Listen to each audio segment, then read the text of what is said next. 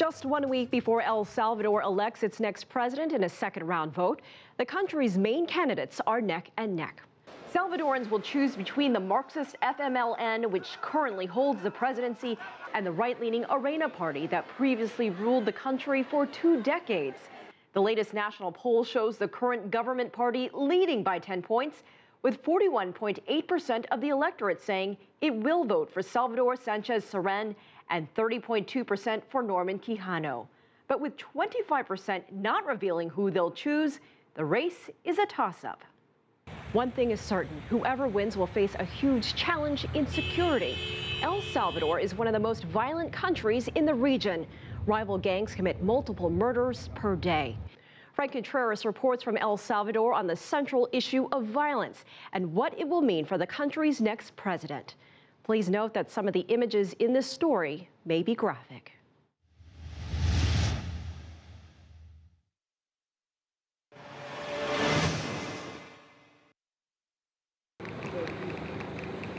Police crackdown in El Salvador.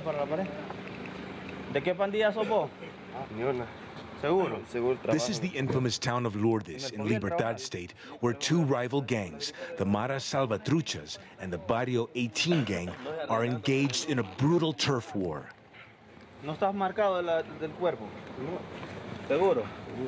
By dressing like this young man is a suspect, and that's enough for police to involve him in this intense daily frisking ritual. Gang violence is a key issue in the final round of El Salvador's presidential election.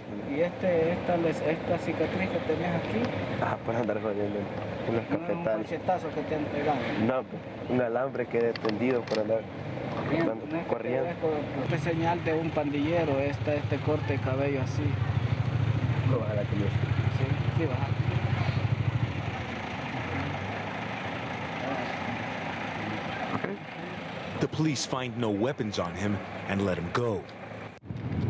We're on patrol with a special anti-gang unit in the town of Lourdes. It's one of the most violent places in El Salvador, a country with one of the world's highest murder rates. Despite the heavy police presence, the gangs boast they are in control here. They threaten anyone who might consider denouncing them to the police.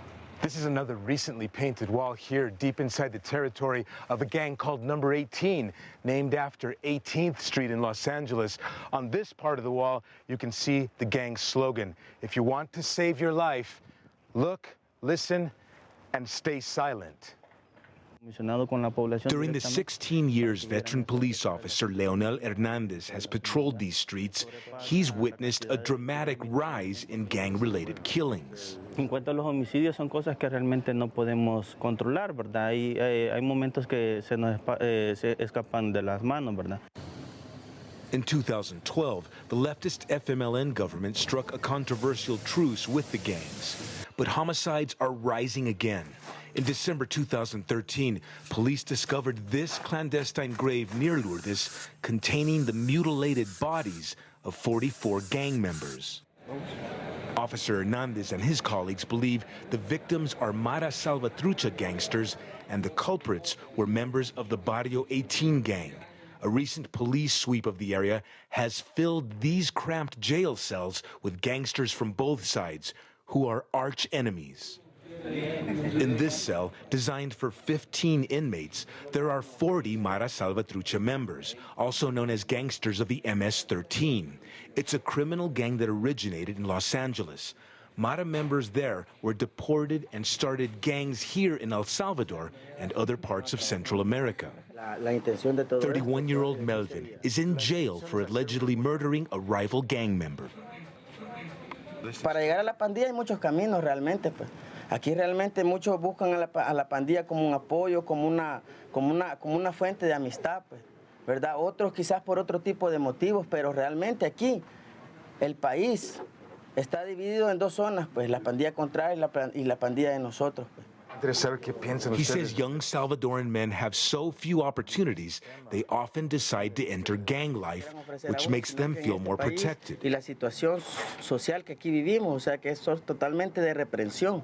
No hay una salida alterna, una salida viable que uno pueda decir, bueno, te proponemos de que si abandonas esto, pues te podemos dar esto. No, no hay eso, ¿me entiendes? No hay ningún tipo de ayuda, sino que todo es represión y represión, y acuérdese. While a few of the gangsters say they're ready to reach out for another, more peaceful life, others are happy to continue their criminal activities. In the cell right next to the Maras are their lifelong enemies, the Barrio 18 gangsters. Also originating from Los Angeles, they're considered one of the largest transnational criminal organizations in the Americas. Marcos Antonio has been a Barrio 18 gangbanger for 8 years.